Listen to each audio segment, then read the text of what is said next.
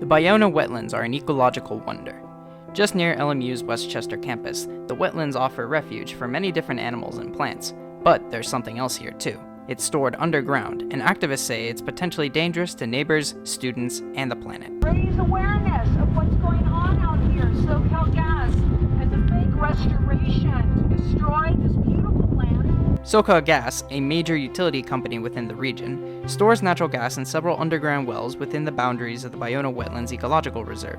Culver City Vice Mayor and State Senate candidate Daniel Lee wants to address the threat those wells pose to his community.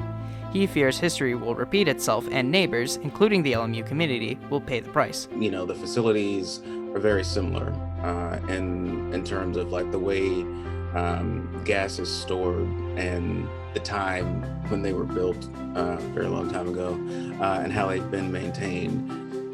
A lot of the people who live in Porter Ranch, many I met through Save Porter Ranch at various events, are still dealing with a lot of acute health conditions that they didn't have prior to the blowout.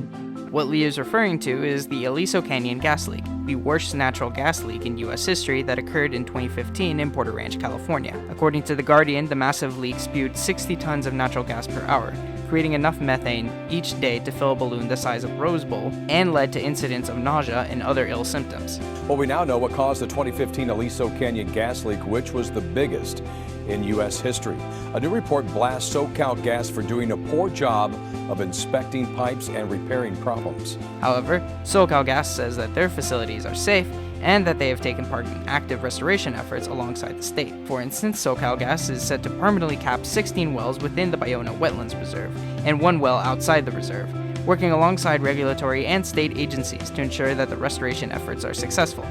Removing these 16 wells from the reserve and 1 additional well located just outside of the reserve will create an opportunity for a larger wetland restoration footprint, which in turn is expected to result in additional habitat for the local fish and wildlife. That likely will not be good enough for activists who are not only angry at the use of construction equipment in restoration, but also say the use of natural gas, a fossil fuel, must completely end and change to renewable energy sources for the sake of the planet. I'm Holly Bainsler, and I'm an environmentalist, activist, climate reality leader, and I'm also running for Los Angeles City Council District 5. I am here to defend Ballona Wetlands on several different counts. Getting the gas out of Ballona, going clean and renewable. So we need to get SoCalGas needs to close down.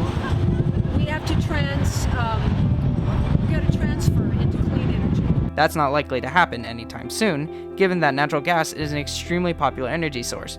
It makes up 40% of the nation's energy output and is the most popular fossil fuel in California, given the lack of coal usage in the state. Natural gas is broadly cleaner than the alternative, as it emits 50% less carbon dioxide than coal. But natural gas is still a fossil fuel, and when it burns, it emits carbon dioxide and methane, which exacerbate climate change. For now, the battle rages on. SoCalGas will still do business in Ballona, and activists will continue to push for a future with less natural gas. Cristobal Spielman with Project Citizen Climate 360, reporting from San Antonio, Texas.